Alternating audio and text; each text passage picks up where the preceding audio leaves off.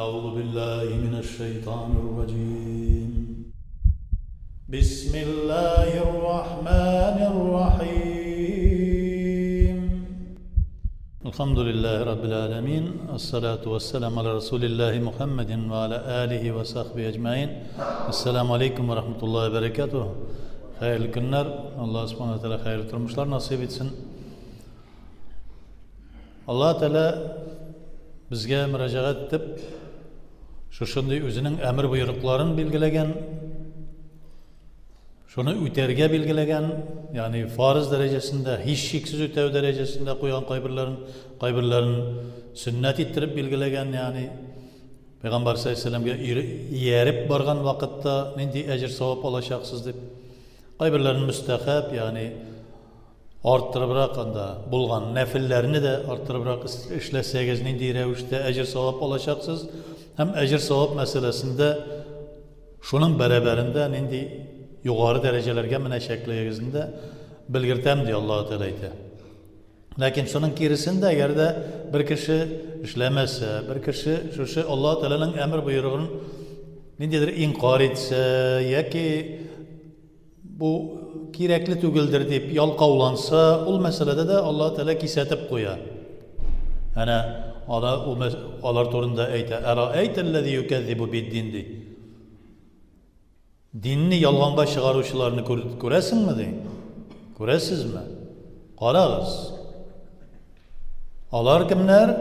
"Eraeytellezî yukezzibu bid-din fezâlikellezî yed'u'l yetîm." Alar yetimlerini, miskinlerini mıskıl etişiler. Dinde bulgan kişini, dinni yalğanga çıgaruşlar dip atıyor Allah subhanahu wa ta'ala. An salatihim sahun deb anasını ayta. Namazlarında da yalqavlık bilen gene alar namazlarını okuyorlardı. Nişik yalqavlık bilen kişi aldığında okuyorlar. Şunda jiyilsalar mesela kişi qarab turgan vakitte o hemen de kişi eğer de qaramasa, uyda kalsalar, özlerine kalsalar, o vakitte yalqavlanalar. O vakitte namazga ezrek salkın qaraş bilen qaraylar. Namazını inkar etmeseler de şulay yalqavlık bilen gene dey. Ve izâ qâmu lis-salâti qâmu kus-salâ dey ikinci bir ayette. Onlar dey şu namazga baskan vakitte de yalqavlık bilen basarlar dey. Yalğançılar dey. Münafıklık belgisi ettirip bilgirdi. Yani şu meselede salkın qaraş bilen Allah Teala'nın ibadetlerine salkın qaraş bilen qaragan kişiye Allah Teala münafıklık belgisi dey. Yani biz biliriz, Peygamberimiz sallallahu aleyhi ve sellem münafıklarını tanımadı. Medine'ye kelgeçte münafık demek yani içki yaktan dinge karşı bulup, köngülünden dışkı yaktan dini bulup kılanan kişiler turunda münafık deyip atılır.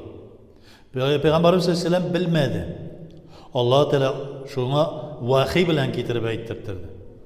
Cebrail aleyhisselam gelip, "Mine şu kişiler münafıklık yolunda" dedi. Qayan bilirge mümkün olarını nişik bilirge deyişli degende "Meseluhum kemesellezî istevqada naran felemma adaat." Yani hem ahırına kadar. Onların misalları bilesin gelse tünle yolga çıkıp gidip de yeşinegen vakitte yol yaktırdı tününün karangılığında.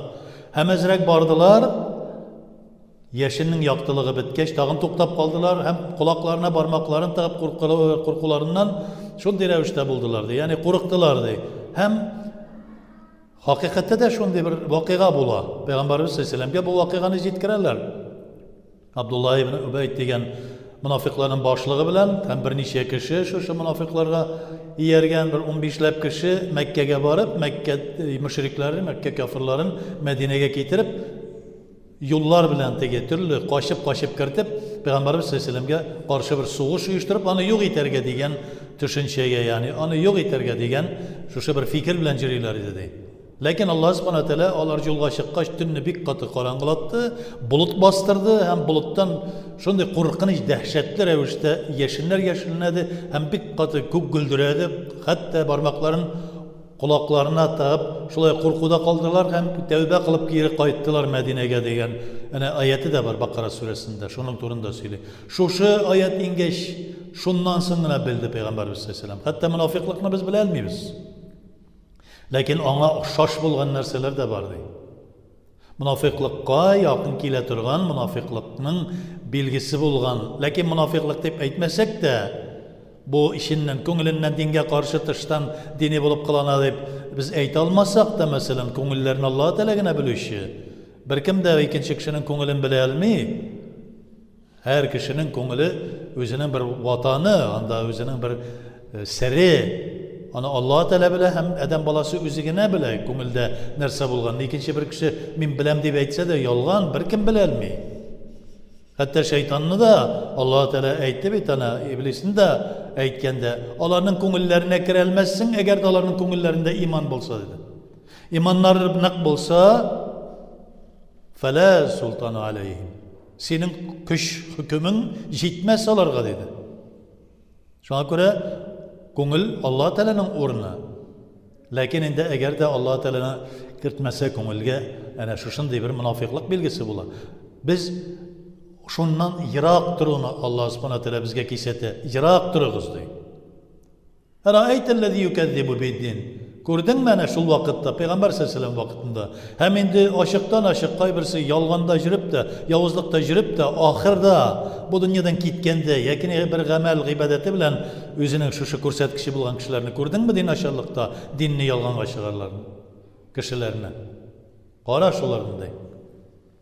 Алар ятимне мыскыл итәләр. Һәм инде алар намаздан тыерлар кешеләрне. Һәм алар ниндидер бер изгелек эшләгән вакытта, син садака биреп яки башка бер изгелек эшләргә теләгән вакытта нәрсәгә кыланма, кирәкми, бу мәсьәлә алай куелмаган, булса булыр, булмаса юк дигән рәвештә кешене ничек тә булса изгелек кылудан, изгелек эшләүдән тыючылар ди. Аллаһына сакласын. Ягъни бигрәк тә намаз мәсьәләсендә әйтә. Намазга ялкаулык күрсәтмәгез ди. Аллаһ Тәгалә Коръән-и Кәримдә. Намазга ялкаулык күрсәтсәгез, Аллаһ Тәгалә каршында әҗерсез булырсыз. Вакыты җиттисә, укырга кирәк. Вакытыннан алда укылган намаз булып саналмый. Ана кайбер кешеләр бар бит, шундый, минем мәҗлескә барасым бар, икендене алданрак укып барыйм әле. Ярый икән икендене алдан укысаң, вакытыннан алда укысаң дигән мәсьәлә. Ничек инде вакытыннан алда укыган намаз түгел ул. Яки анда кайбер кешеләр ялгышып, иртә һәрбер намазның вакыты икенче намаз кергәнчә кадәр дәвам итә дип уйлыйлар. Иртәнге намазның вакыты да өйлә намазы вакыты кергәнчә кадәр дип, һәм кояш чыккач кына турып, рәхәтләнеп теге ял итеп кенә, йокылардан аерылмыйча гына шулай өйлә тирәсенә өйлә җиткәнчә генә иртәнге намазны укып кую кайбер кешеләрдә гадәттә бар. Юк, бу дөрес түгел. Кояш чыкканча кадәр иртәнге намазның вакыты. Икенденең дә әнә 2 күләгә вакыты. Ягъни кояш алышкач, өйлә тарафыннан алышып саргая башлагач, аның төсе һәм яки 2 күләгә чыга шул вакытта фикри мәсьәләдә әйткәндә, безнең әле бүгенге көндә күрсәткән ул, календарьларда күрсәтелгән, билгеләнгән.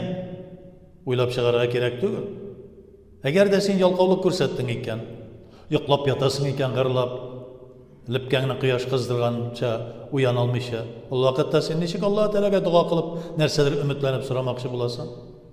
Аллаһ Тәгалә сиңа шушыны үтә, шушыны эшлә дип әйтеп тора да, син анардан баш тартасың, ялкауланасың аның әйткәненә дә. Аллаһ Тәгалә сиңа бирсен дип теләйсең. Син ялкауланасың. Аллаһ Тәгаләнең шушы биргән гамәл, гыйбадәткә сиңа кеше буларак, сине кеше итәрәк билгели торган гамәл, гыйбадәткә ялкаулык күрсәтәсең икән, син ул сиңа ничек җавап бирүне өметләнәсең син? Аллаһ Тәгалә әлбәттә бөтенесенә дә бирә, кафирына да, мөселманына да, ризыкны да бирә, кояшын да җылыта, бөтен нигъмәтләрен дә, рәхмәтләрен дә бирә, ләкин дуа кылганда төрлечә бит. Кемнеңдер ана дуасы шундук кабул була. Мөмин мөселман белә аны. Дуам кабул булды, Аллаһка шөкер. Дуасы кабул булмагач, димәк бераздан соң булачак дип өметләнә мөмин мөселман кешесе. Кайгырмый ул. Бөтенләй үлгәнчә кадәр, бу дөньядан киткәнчә кадәр дуасы кабул ителмәгән булса, димәк ки, Пәйгамбәр сәлләлләһу әйтә, кыямәт мәйданында шул дуа бәрабәрендә анда кабул ителәчәк. Кыямәт мәйданында Аллаһ Субханаһу Тәгалә сине бер авырлыктан куткарып калачак ди. Менә нинди bizga ko'rsatkichi. Lekin kufrlikda bo'lgan yoki namozga yoki ibodatga yalqovlik ko'rsata turgan kishi qildim endi qilmagan tugul endi 2 topqir umrim bo'yicha duo qilib qaradim, Alloh taoladan bir javob da kelmadi degan formada shunday ravishda ayta turgan kishilar da bor. Ibodat nendegina bo'lsin, ro'za bo'lsin, nafil bo'lsin, mana Rajab oyida kimdir ro'zaga yalqovlik ko'rsatmay, ya'ni kimningdir yalqovlik ko'rsata mumkinligi bo'libdi. Kimningdir kishi quvvati bo'libdi, masalan, yalqovlana. Kimdir albatta kishi bo'lmasa-da, nedir, avro bo'lsa-da, tirishar shuna. Alloh subhanahu va taolo albatta o'zining qullarini aytib, men tilasam yaqin aytam, nafil ro'zasi bilan yaqin aytam, nafil namozlar bilan yaqin aytam. Baktın ise inna lakabiratun illa alal khashiyin.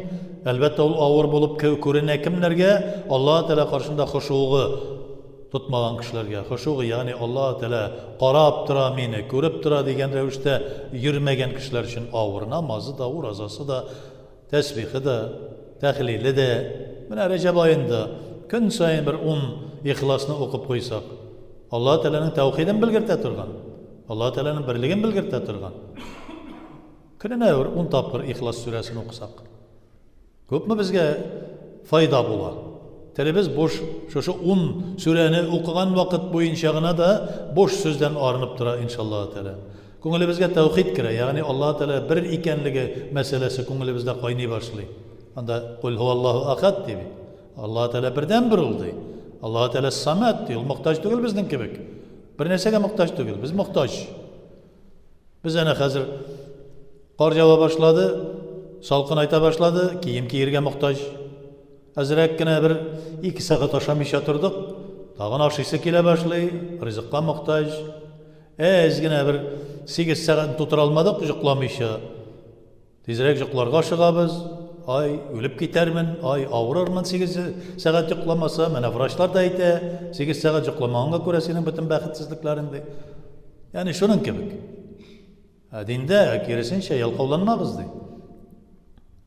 Agarda biz yalqovlanamiz ekan bir ibodatga, Alloh taolo qarshida ko'rsatkichi munofiqlikqa yaqin ayta turgan bir ko'rsatkich bo'ladi.